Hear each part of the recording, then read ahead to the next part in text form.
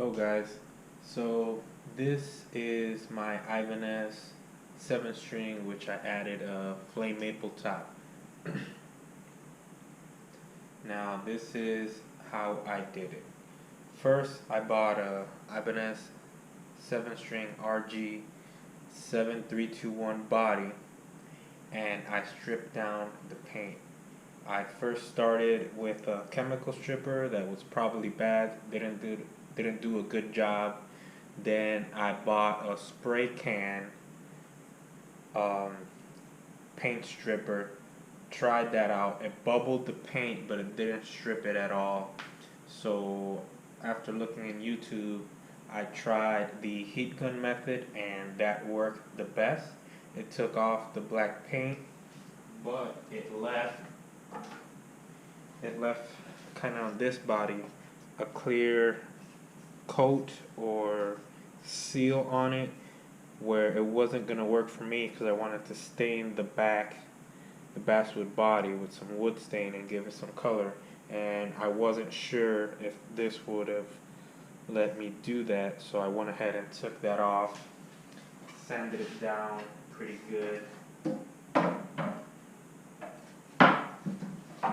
So after that I bought a flame flame maple top from eBay, which I glued on and then cut it kind of the size or around the body.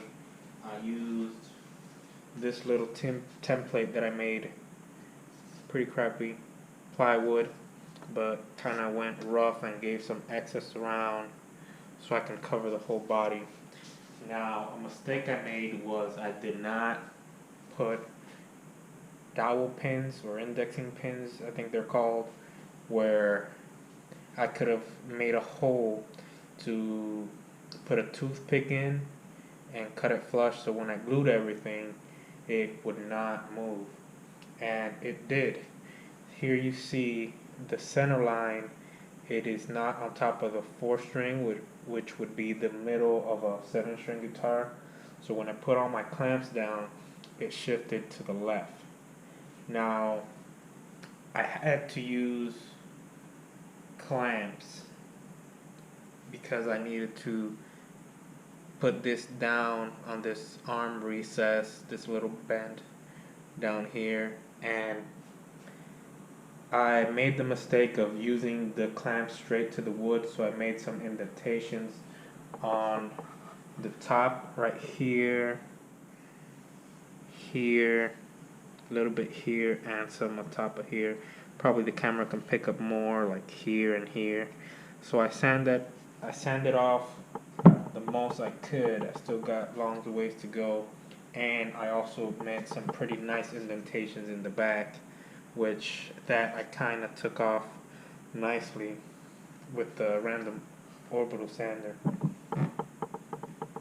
Now after that's glued, I use the router to cut the top flush with the body. Then use more sandpaper and the oscillating spindle sander to kind of give it more shape.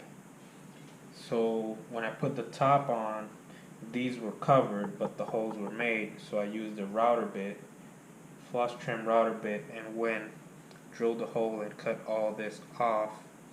Now one mistake I made was the bearing of the bit went inside the hole here, so it did gouge and take a piece off here,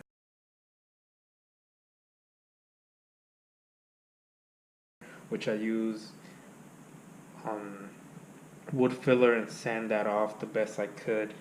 So after knowing that mistake, I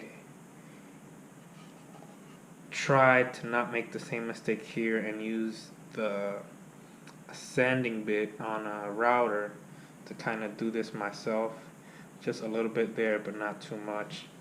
And I was also extra careful on not doing the same mistake here, and for some reason the router bit bearing would not right on the bottom or on the top. It was somewhere in between here, so I did this by hand. Another little thing I did was using a chamfering bit, a 3/8 chamfering bit, and went all around the body to give it, kind of a smooth transition and not just a 90-degree bend here. Well, I got one of those big routers, and right about this area, I had a little bit, the router dipped, and I got a little nick here and a little nick here, which I also sanded off. And I think it would have been a better decision to use either a trim router bit, which is smaller, or use this router sled that I'm building at the moment. So that could have done a better job. Another mistake I made was drilling these holes out. I didn't put tape or use a piece of sacrificial wood to put underneath it, and use the drill press to drill them out. So I did have a little bit of blowout. Flame maple has that tendency due to the grain. I had just a tiny bit of blowout back here. So I learned my mistakes and used a sacrificial piece of wood and a little bit of tape, and this hole came out just wonderful. This is for a kill switch that I'm going to install. And then I made the selector switch hole with a Dremel the best I could, and did a little bit of, I don't know what you call it, chamfering, or making a little recess so the screw can fit in nicely and not be all bulging out or popping out on top of the wood. Also, something else was